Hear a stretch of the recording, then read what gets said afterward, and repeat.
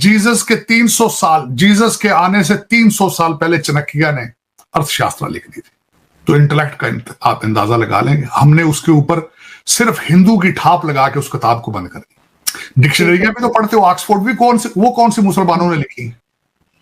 Website डिक्शनरियां वो मुसलमानों ने लिखी है, पढ़ते हो ना?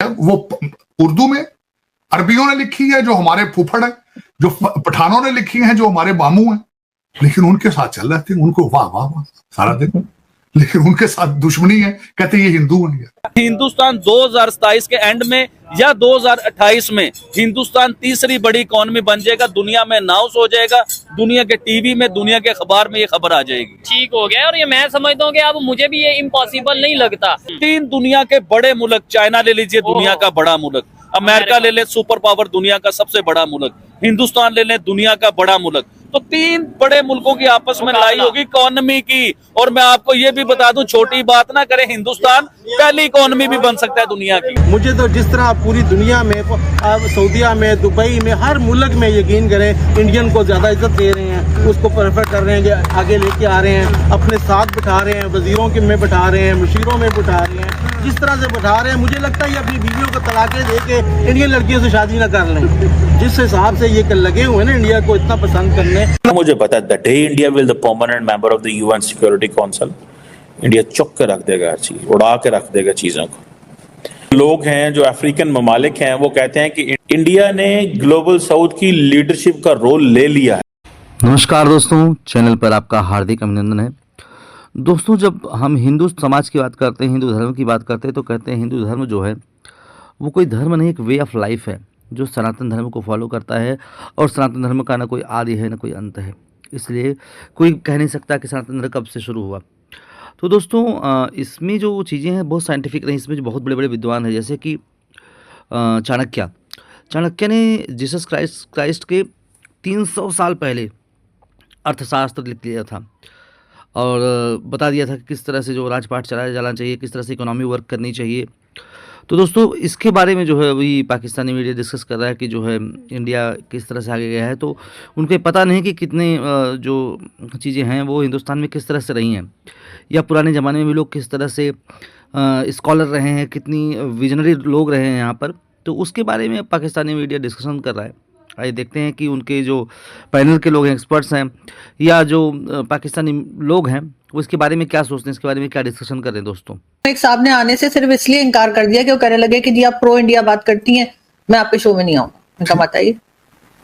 दर हकीकत आरजू इसमें उनका कसूर नहीं है। दर हकीकत यही अलमियात हैं, नफरतें हैं। और मैं हमेशा समझता हूं कि नफरतों में आप इतना आगे चले जाते हैं कि आपकी सोच समझ के जो दरवाजे हैं वो बंद हो जाते हैं। मैं तो हमेशा इस चीज का बहुत बड़ा नाकिद हूं कि इसको कम होना चाहिए।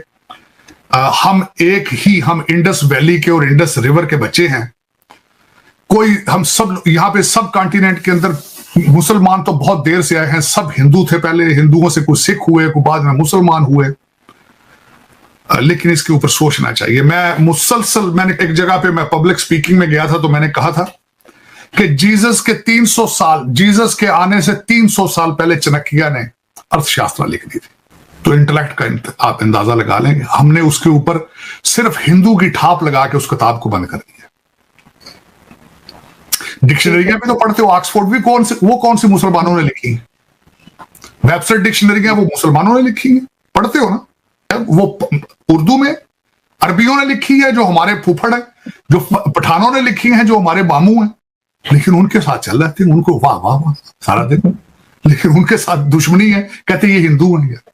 वो तो यार हिंदू सारा पाकिस्तान, इंडिया सारा हिंदू था यार। लेकिन उसमें आरजू देखें, यहां पे अगर भारतीय आगे आ रहे, सबसे बड़ा, मैं इसके ऊपर भी अगले दिन एक डिबेट में बैठा था, जो भारतीय आगे आ रहे हैं तालीम की वजह से आ रहे हैं। हम पीछे क्यों जा रहे हैं? अपनी तालीम की वजह से। हमारी तालीम नहीं है। अब मैं उसकी सबसे बड़ी मिसाल ये है कि यहाँ पे जितना लौंडा लपाड़ा है, जो कहते हैं डॉक्टर हैं, फाक्टर हैं, सारे रहना अमेरिका में हो, बच्चे यहां पैदा करने हो, खाना भी इनका हो, जहां रहना है वहां इंटीग्रेट नहीं करना, उनके कल्चर को सपोर्ट नहीं करना, 4 जुलाई को सपोर्ट नहीं करना, 14 अगस्त वाले दिन अपना उस दिन खाबे खाने हैं और मिली तराने की हालत सुन लें। बल्कि मैं आजकल उसकी उर्दू में ट्रांसलेशन करने की कोशिश कर रहे उससे दोबारा समझने। आप कैसे लोग हैं? आपका तराना पर्शियन लैंग्वेज में है, तराने का भी किसी को कोई पता नहीं है कि क्या कह रहे हैं। तर्जमाने पाकिस्तान, तो ये सारा कुछ रह बरे तरक्की हुआ, मैं कोई पता नहीं कि इसके मीनिंग्स क्या है। पर्शियन में है, बस पढ़ लेते हैं, रट्टा मार लिया, बस पढ़ लेते। पर्शियन में है ना, पता होना चाहिए। हाँ, मैं कहता हूं मेरा तराना पंजाबी में होना चाहिए यार, मुझे पता तो मैं कर क्या रहा हूं। ये नमाज का मैं पिछले दिनों सर्वे करता रहा हूं, बहुत ज्यादा पाकिस्तानियों को नमाज तर्जमे के साथ नहीं आती। दुबई के अंदर जेलों में 50% क्रिमिनल पाकिस्तानी, प्रोस्टिट्यूशन में भी आपकी खवातीन आगे आगे, भिखारी आपके आगे आगे। बल्कि सऊदी अरेबिया ने भी रिक्वेस्ट कर दी है कि यहां पे ज्यादा उम्र के लोगों को और भिखारियों को और इन लोगों को और जो टेक्निकल, इनको यहां भेजना बंद करो। मिन्नतें कर रहे हैं दुनिया, अब आपसे माफिया मांग रही है। अब पता नहीं आपको, वो कहते शर्म हमको मगर नहीं आती। लेकिन आज उन्होंने कहा है, उन्होंने कहा जी कि हमने क्रैकडाउन करना शुरू कर दिया है। 3 लोगों की मिसाल दी है। एक को उम्र कैद दे दी गई है जो सोशल जो गलत खबरें बना के सऊदी अरेबिया में अंदर ट्रोलिंग करते थे, और 2 लोगों को 12-12, 14-14 साल की सजा है। एक नई चीज का जो उन्होंने आगाज किया है, मैं समझता हूं बहुत अच्छा है, खुशाइंद है। उन्होंने कहा जिसको वीजा दिया जाएगा सबसे पहले उसका सोशल मीडिया पे उसका देखा जाएगा कि सोशल मीडिया पे इसके माइंडसेट क्या है। इस टाइम तीसरी इकोनॉमी जो है वो जर्मन है। और आपको याद होगा कि प्राइम मिनिस्टर नरेंद्र मोदी ने जब इलेक्शन के टाइम था तो उन्होंने कहा था कि तीसरी गवर्नमेंट आएगी मेरी और मैं तीसरी इकोनॉमी भी बन के दिखाऊंगा। तो जर्मन को बीट करते हुए हिंदुस्तान बहुत जल्द नजर आएगा। हिंदुस्तान 2027 के एंड में या 2028 में हिंदुस्तान तीसरी बड़ी इकोनॉमी बन जाएगा, दुनिया में अनाउंस हो जाएगा, दुनिया के टीवी में, दुनिया के अखबार में ये खबर आ जाएगी। ठीक हो गया। और ये मैं समझता हूँ कि अब मुझे भी ये इम्पॉसिबल नहीं लगता। और मेरे ख्याल से और असल लड़ाई, असल पेचा जब हिंदुस्तान दुनिया की तीसरी बड़ी इकोनॉमी बनेगा ना, असल पेचा और असल लड़ाई तो जब शुरू होनी है, असल मजा जब शुरू होना है। क्योंकि 3 दुनिया की सुपर पावरें, 3 दुनिया के बड़े मुल्क, चाइना ले लीजिए दुनिया का बड़ा मुल्क, अमेरिका ले ले सुपर पावर दुनिया का सबसे बड़ा मुल्क, हिंदुस्तान ले ले दुनिया का बड़ा मुल्क। तो 3 बड़े मुल्कों की आपस में लड़ाई होगी इकोनॉमी की। और मैं आपको ये भी बता दूं, छोटी बात ना करें, हिंदुस्तान पहली इकोनॉमी भी बन सकता है दुनिया की। 19 या 20 कंपनी पे हिंदुस्तान की अमेरिका ने बैन लगाया। तो अमेरिका की तरफ, हिंदुस्तान की तरफ से क्या बयान आया?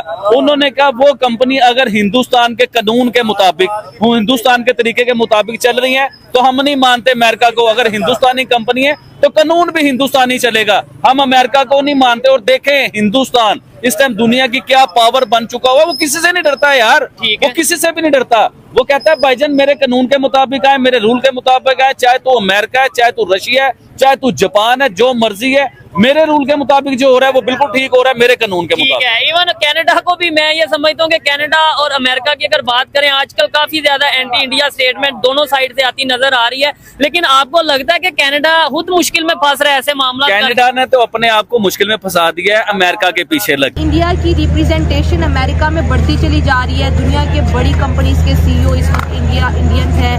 हर जगह दुनिया में लोगों को इंडियंस चाहिए। गल्फ कंट्री में लोग पाकिस्तानियों को निकाल के इंडियंस को जॉब पे रख रहे हैं। मोदी साहब से हर कोई मिलना चाहता है। जैसे ट्रम्प ने उनकी कॉल को बहुत ज़्यादा खुशाइन करार दिया, बड़े खुश हुए और कहा कि मोदी एक ऐसा लीडर है जिससे प्यार किया जाता है। इंडिया इज सिग्निफिकेंट, इंडिया अहम है, मोदी सिग्निफिकेंट, मोदी अहम है। ये ट्रम्प के अल्फाज है मोदी साहब के, जो कि खुद एक बहुत बड़ी सुपर पावर है। तो इंडियंस तो हर मोदी साहब की तो बात ही अलग है, लेकिन इंडियंस भी तो हर जगह राज कर रहे हैं। अब 7 रिप्रेजेंटेटिव हाउस में आ चुके हैं। वो अपने बंदों के साथ शाना बिशाना खड़ी हैं। हमारी यहाँ पे ऐसा कोई चक्कर नहीं है। मुझे तो जिस तरह पूरी दुनिया में, सऊदीया में, दुबई में, हर मुल्क में यकीन करें इंडियन को ज़्यादा इज्जत दे रहे हैं, उसको प्रेफर कर रहे हैं, कि आगे लेके आ रहे हैं, अपने साथ बिठा रहे हैं, वजीरों के में बिठा रहे हैं, मुशीरों में बिठा रहे हैं। जिस तरह से बिठा रहे हैं, मुझे लगता है ये अपनी बीवियों को तलाक़ें दे के इंडियन लड़कियों से शादी ना कर लें। जिस हिसाब से ये लगे हुए हैं ना इंडिया को इतना पसंद करने। दोस्तों, पाकिस्तानियों को सुनकर हंसी आती है। कहाँ से आते हैं ऐसे लोग? ऐसा लगता है ये लोग हमारे गोले के नहीं हैं, किसी और गोले से आए हैं। कितने तेजस्वी हैं ये लोग। आप सभी हंसते रहिए और पाकिस्तानी कॉमेडी का मज़ा लेते रहिए। और चैनल को सब्सक्राइब करना और शेयर करना ना भूलें।